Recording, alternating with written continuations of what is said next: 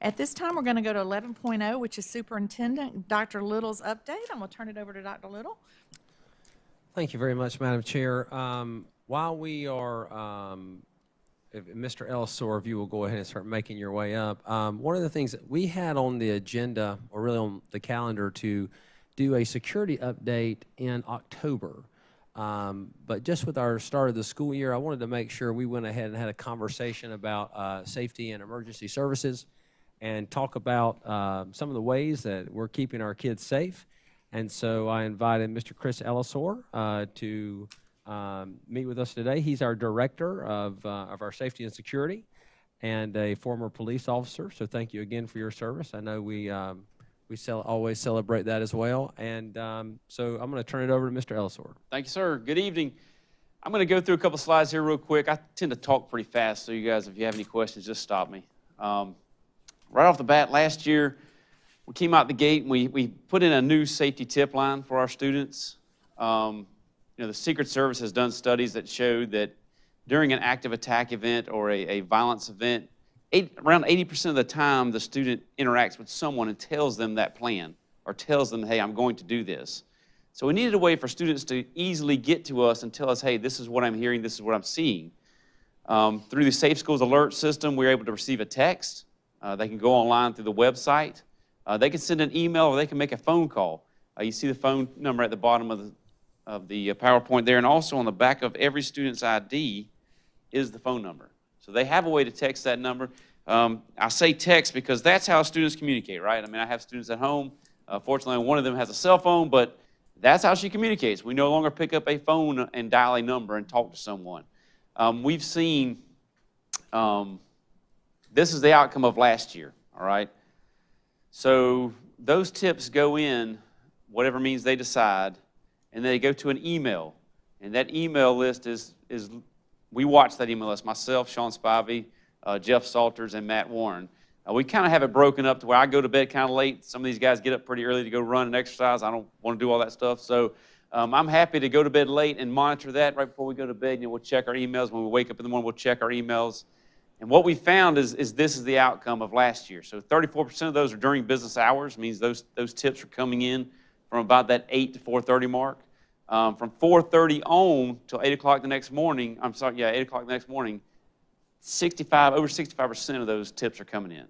All right, now on average, about 40% of those at nighttime are involving a law enforcement interaction. So what that means is me seeing the tip, Sean seeing the tip, us calling law enforcement saying, hey, here's what we know, can you help us?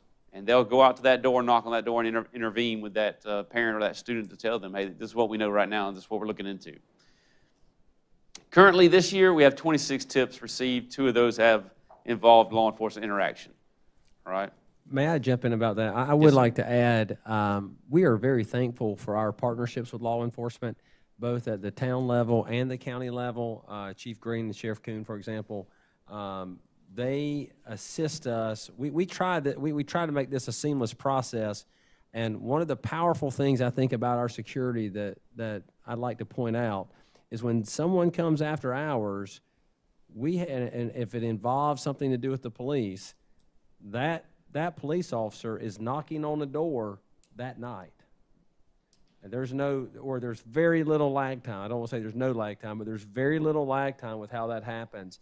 And again, I want to argue that I really look at us as the model for how school districts and police and the law enforcement agencies work together. Chief Green has made that, has said that publicly. And that partnership is incredibly powerful. And again, I hate to interrupt the presentation, but that was something that really needs to be talked about, because I think that's a real strength of our process. And it helps us a great deal, because I can't wait till the next morning to talk to students. I don't want students to get onto a bus knowing that someone may have said something. I've got to intervene now, and let's get to the bottom of it. At least get it started to where we could talk to the parent and have the parent bring the student in, the next morning to the administration. Don't forget about PD. Chief Kreider, they are on the same boat as all the rest of them. So, our school resource officers, so we have full-time resource officers in all of our schools at this time. Our elementary schools, they share an officer 4 hours apiece. We found out yesterday that the state has come down with 4 positions. They're giving us funding for 4 full-time positions. We don't quite know what that means yet. We're working through that with the Sheriff's Department because coming from law enforcement, I didn't sign up as a law enforcement officer to go and sit in an elementary school. So that's a challenge. Right. So finding those people, those are unique folks. So we're working through that with them, but we should be able to add 4 additional full-time officers to our elementary school level, which will, there's some math that has to be done there, but it'll be a change here soon. And that's a struggle across the entire state. Yes. At several school board meetings, we attended a big safety conference last spring, and it is really hard to find school resource officers across the state because it takes a special person. No doubt. Most people get into law enforcement to sling handcuffs, and to catch bad guys. So, our front entrance updates, what we're doing, you'll see coming into schools, you'll see a camera outside now, several of them are Vigilon. This is a process that we're rolling out right now, all right? So bear with us. Several schools have this. Currently, I don't know what installation we're on right now. I know Midway has it. I know Deerfield has it. Lake Murray has it right now. I just got the signs in 2 days ago, so they haven't gone up yet, but that's what our signs will look like. And the idea is that we will secure our front entrances. You will not be able to walk into a school, grab a door, and go right in without pressing that button and talking through a camera and telling them why you are here. What's the purpose of your visit? Mainly, it's just a delay so the person in the office can see who's coming in. That's the idea. I sat in some of the high schools last year, and I'm amazed at what happens at lunchtime with the parents coming in and dropping off food. There's so much movement there that it's hard for a person to sit there and watch that movement when they're dealing with other things. So this will help them in that front office space, help to secure our front entrances. There's also another camera behind them, so that you're getting 2 camera views. You don't see that camera here, so they can see 360 around that person. Some of the new law changes, 59, 63, 910, the safety and security drills. I'm going to talk about that one. The 16, 17, 425 is the school threats, and we'll talk through that one. 53, 63, 910, safety and security drills. So what they've said from the state is that we will now, by law, do 2 lockout drills, 2 lockdown drills, 2 tornado drills, 2 earthquake drills. We will continue to do our 10 fire drills, so our 1 fire drill a month, all right? They didn't take those away or let us mix those in. We tried to get to there. The other thing they said was that all employees will be trained in active shooter training. So SLED came down and said, hey, we are going to teach you craze. A handful of us, myself, Jeff, and Sean, went through, got certified in as a craze instructor. So we are making our rounds now at schools with all staff and training them in civilian response to active shooter events. It's called craze. Law enforcement can do this. We're just very fortunate to be let into that door is what I would say. I mean, relationships get you there. So that is new to this state. They are working through how that would look. But right now, I mean, we've done, I think, 22 schools at this point, plus all substitute trainings. And we just finished here this morning with our folks here in this office. 16, 17, 425, the school threats. I put this in there. It came into play last May.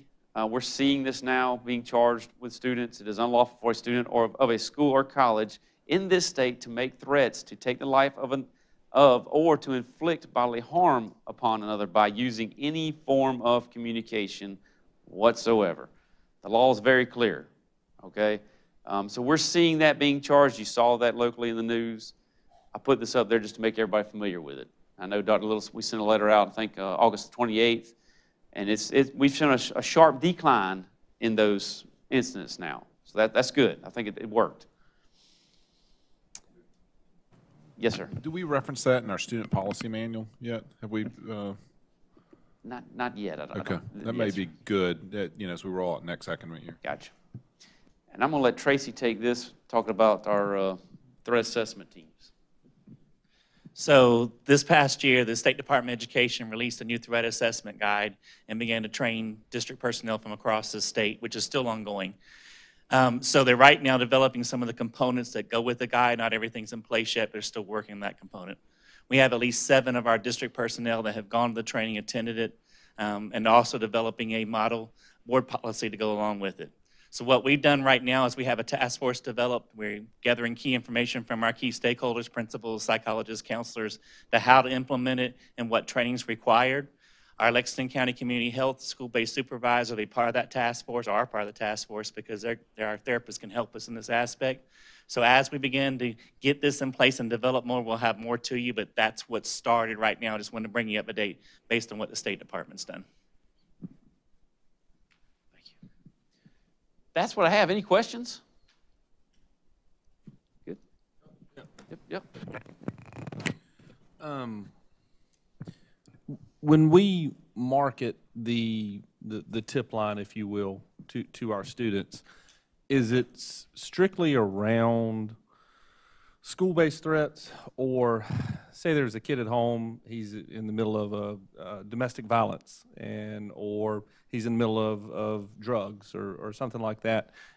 Do we market it in such a way that would allow a student to feel, I guess, somewhat comfortable about making, or even knowing that that's a possibility?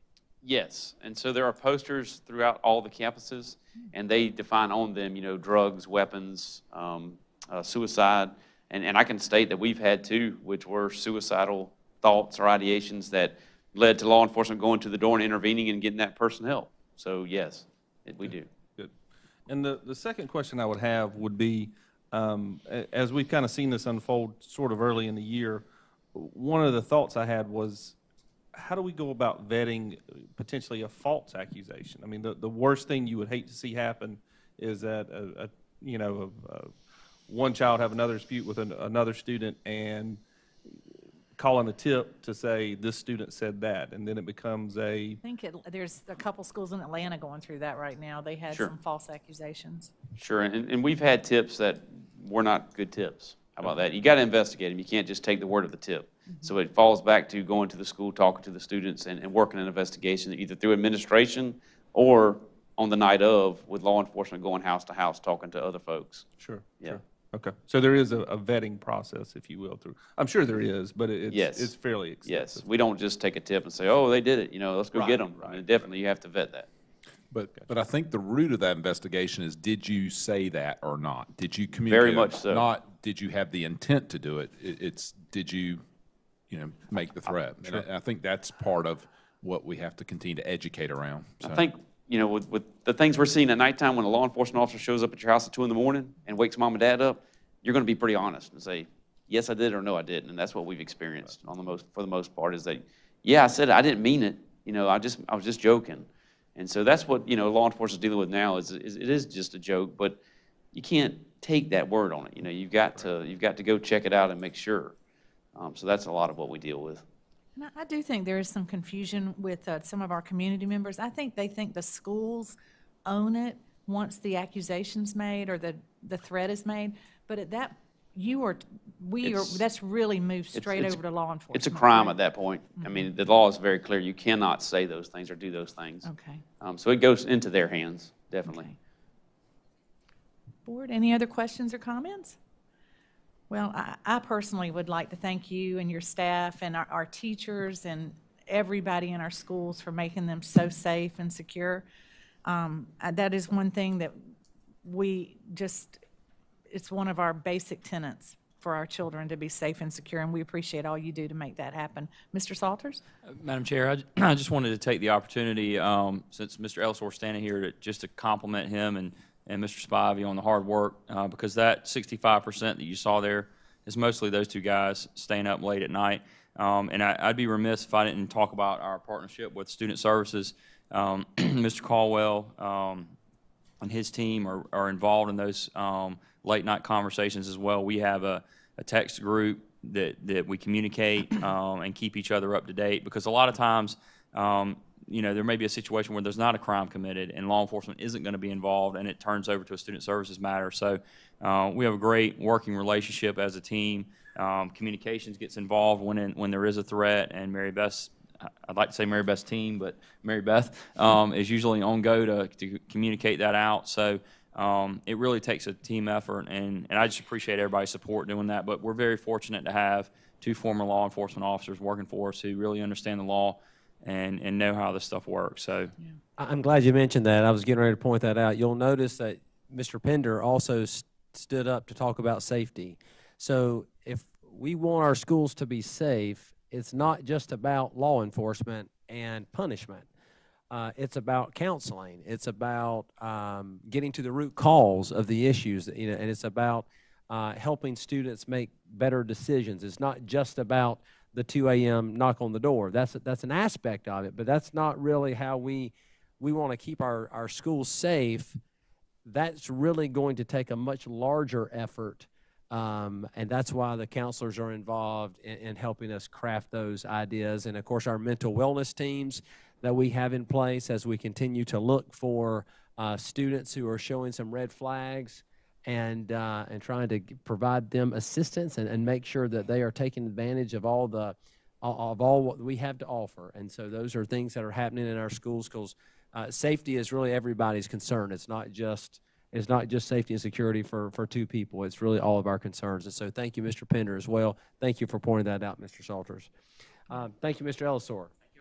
And we'd also like to thank Sheriff Coon, Chief Green, and their teams, those SROs, and Pillion Police Department, because we just couldn't do it without that partnership. And the SROs are so nice when you walk into schools and they know the kids' names. It's just been a wonderful partnership. So It's great. All right, so 11.2 is actually is a little different for tonight. It's a board members report. Ms. Green, are you tackling this one? yes. All right. So at the end of August, beginning of September, many of us attended the School Board Association's school law training in Charleston. And this training at the beginning of every school year is very important, because what it does is it gets school board members up to speed on state and federal laws that maybe took effect over the summer. A lot of that stuff tends to take effect in June, July, August, and how it will impact our schools and the functioning of our districts. And it's jam-packed. It's like 8 to 5 on Saturday and 8 to noon on Sunday, just like information overload.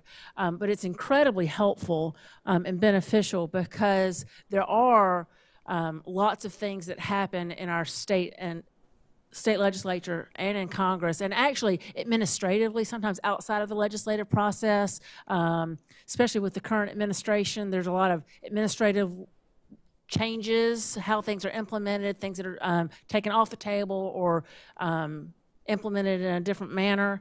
And it's so important for us to know how that affects our students and our schools. Like, for example, I attended one session about some changes to IDEA, and there's some pretty significant changes in how things are going to be reported and funded. And remind us what IDEA is. The Individuals with Disabilities Education Act. I think that, yes. That's one acronym that I do know. And then on Sunday morning, it's always kind of the to me, the pinnacle of the training. We had a very, very deep presentation from Dr. Derek Black, who is a professor at the University of South Carolina Law School, who knows a lot about education policy in South Carolina, very deep, just talking about the landscape with school funding and vouchers and policy. And one of the things that he mentioned that I thought was such a good takeaway from me was all of the education, the big education bill that was introduced in January, and all the conversations around it. He made the point, and I had not thought about it like this, that education bill was not motivated by concerns about our education system. That's not what gave it traction, and it wasn't motivated about concerns about our students. It was actually pushed by the business community. And so that's who our legislature listens to, is the business community, not the educators. And I think that maybe that is changing a little bit with some of the advocacy that's happening. But that was a very interesting presentation. And then that was followed up by a panel discussion that included our own Lexington County Shane Massey and Senator Shane Massey and Wendy Brawley, who is a representative from Richland County, who used to be a Richland 1 school board member, and Rita Allison, who is a representative from Spartanburg, who is the chair of the House Education Committee. And they were just talking about reflecting on the first half of the session, which was last spring, and then kind of expectations for the second part of the session. And it was interesting. They all admitted that it was very important to them to get something done for education in South Carolina, but they're also all up for re-election this year. And so they kind of tempered expectations with that statement. But I think maybe, did anybody else want to talk about what some of their takeaways? I think I had 3 key takeaways. I mean, there was tons, and I took lots of notes. But and Anne Marie addressed this a couple months ago, is the census that's coming out. It's going to be really important for public schools because that's how our funds are going to be allocated. So when it comes time for the census, we just really have to rally the community and make them understand how important that every person in their household is counted. And that's really important in a fast-growing community like ours where we need every dollar we can get. We also talked a good bit about the privacy regulations that, in regard to students and staff. There's so many privacy issues regarding students, and it's kind of interesting how it moves over to staff too, so we learned a lot about that. And then finally, I attended a session on drugs in the schools and opioid addiction, and talking about CBD, how it's not regulated. And I think if you were here a couple months ago, you heard our board have a very lengthy discussion about vaping. All of that is just, it's almost a moving target, and it's hard for us to know. But they talked about that and how they're trying to get their arms around it. And I did not realize this, that all of our SROs carry Narcan.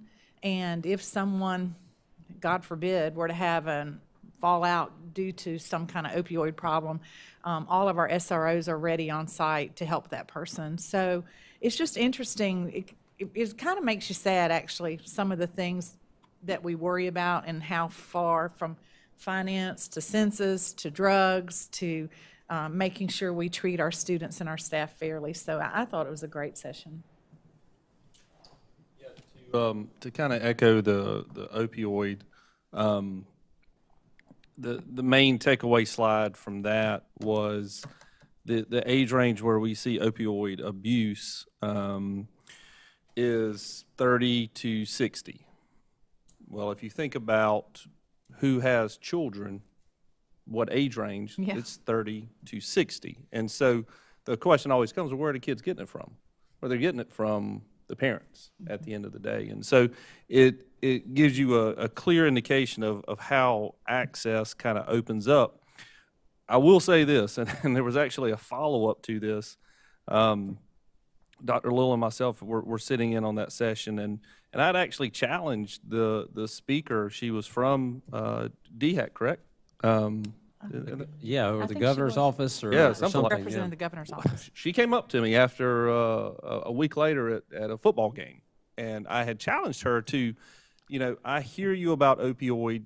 I do not want to dismay or underscore the significance or importance of the opioid crisis, but we're running headlong into the vaping crisis right now. We don't want to look back on this 10 years from now and say, man, I wish we'd have gotten out here 10 years ago like we did with opioids. And I say that as a provider because, the MDs were the first ones that had to change their behavior. And then it was a trickle-down effect from there. And so I kind of challenged her to say, hey, we need to get in front of this, and we need to do it quick. And she actually came up to me at the football game and said, well, I talked with some people at the governor's office, and we're working towards that. And it's like, well, okay.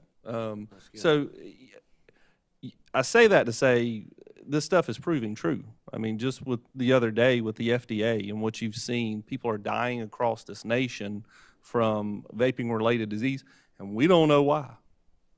We think we understand. We think we know what chemical may be doing this, but we don't know yet. And so that in and of itself tells you that we have significant problems ahead of us, and we don't even know what questions to ask yet. They are working towards it, but I think to your point, it's going to be a moving target. It's going to be a bit slow in the process. The other takeaway was the first time I'd heard Act 388 addressed by legislators, and saying that we have a broken school finance system here in South Carolina, and we recognize that. We don't know how to change it, but we're working through it. So it actually is starting to get a little bit of attention, a little bit of legs to it. So that was encouraging to see as well, especially for a fast-growing district like ourselves.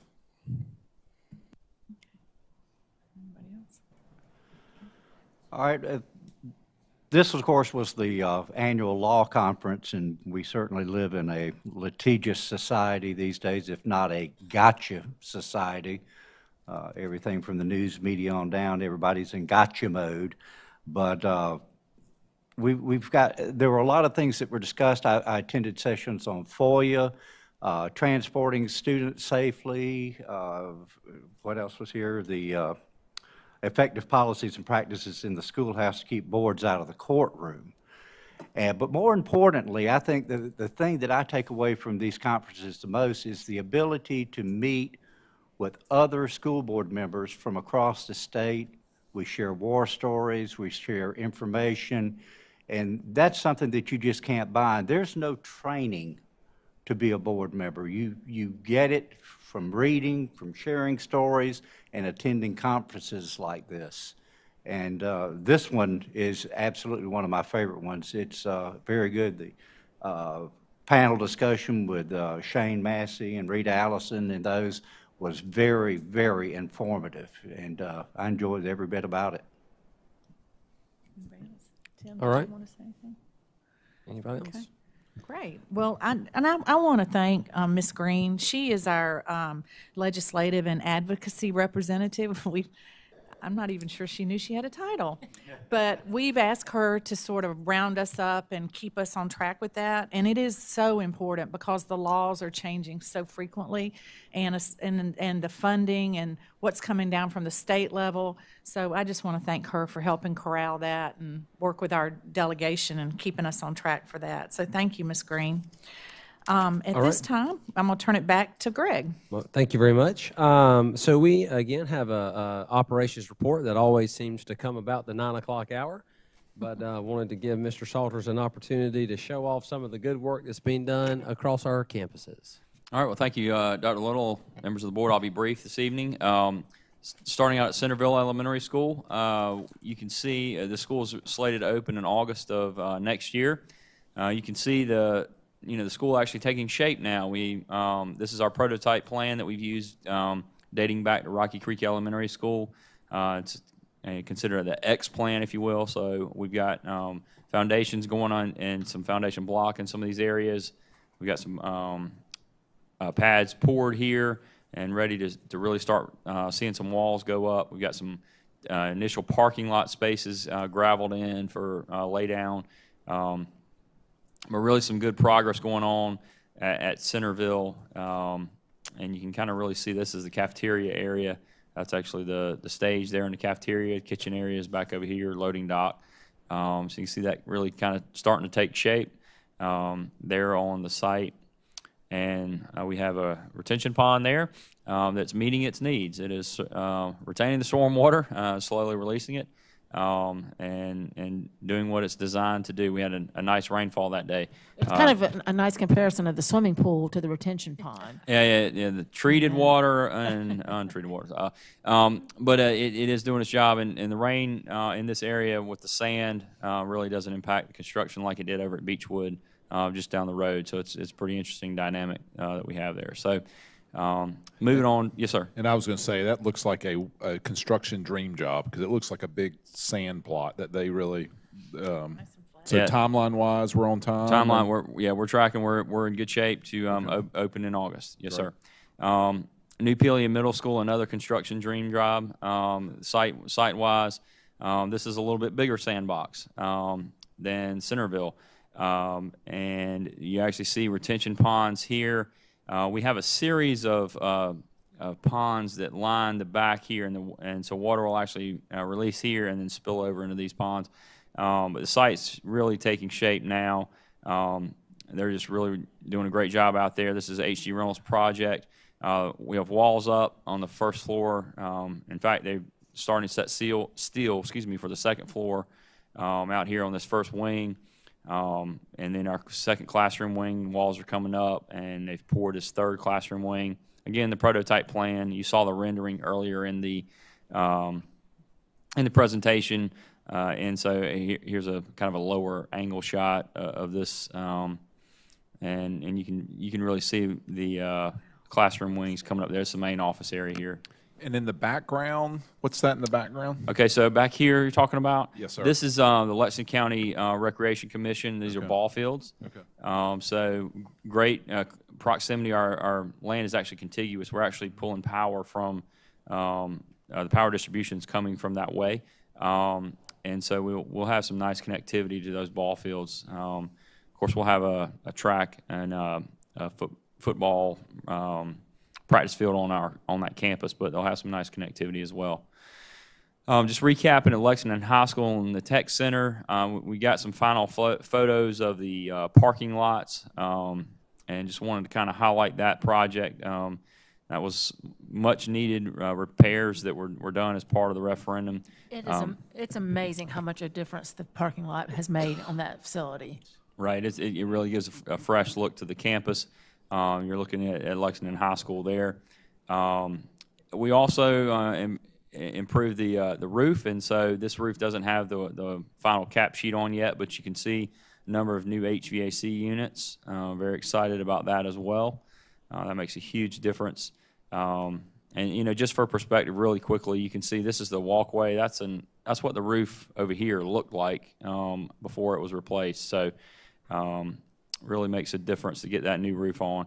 And just an aerial shot of kind of the tech center is over here in the background, but all of the parking and drive access areas around the campus resurfaced through this process. So we're very excited about that. As we said, made a huge difference there. And those are the pictures I have for you tonight. We got a number of projects in design and we're working through, and you can keep up with the progress as always here on the building plan website. Thanks to our communications department for working with us to keep that going. So, any questions? Can you give them just a brief update on some of the major renovations at Gilbert High School and White Knoll High School? Those are our two biggest non-new buildings. Sure. We have, we're in design on both of those projects. White Knoll High School, if you recall, has a 32 classroom addition and also a performing arts center. And we're working with McMillan Paz and Smith on that. And that project is in design, and we really hope to finalize that design over the next couple of months and get started, hopefully in the spring, maybe the summer, depending on the timing of the phasing and everything. But the classroom addition will go off the front left of the campus, and the performing arts theater is going to be in the back near the existing little theater, or it might end up down by the band room on the end there. So, and that'll be a 1,000-seat theater comparable to the two low packs we have at River Bluff and Lexington.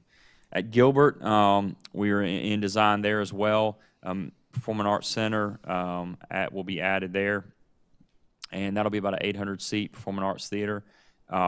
And that'll go off the end of the building where the gymnasium is, between the gymnasium and the softball area, if you will. And also a weight room and wrestling room are part of that renovation. So really excited about that. Again, similar timeline for that project. But that also highlights the importance of the prototyping. That's right. Because from the time we've been working on this, we're still not yet into building. That's right. So the prototyping has allowed us to really break ground and get going. Yeah, I mean, you would not see these two schools near. I mean, we wouldn't have broken ground yet had we not used a prototype plan. So it does make a big difference for sure. Thank you very much. Yes, sir. Madam Chair, that concludes my report, but if you don't mind, I'm going to continue on with 12.0, if that's okay. That would be great. And I did have one question for you guys. What is our student count that we're looking at? I know we probably don't have final numbers yet. Should we wait till next month to ask that question? I would wait. Yes. Because that number is still shaking out. Okay, great.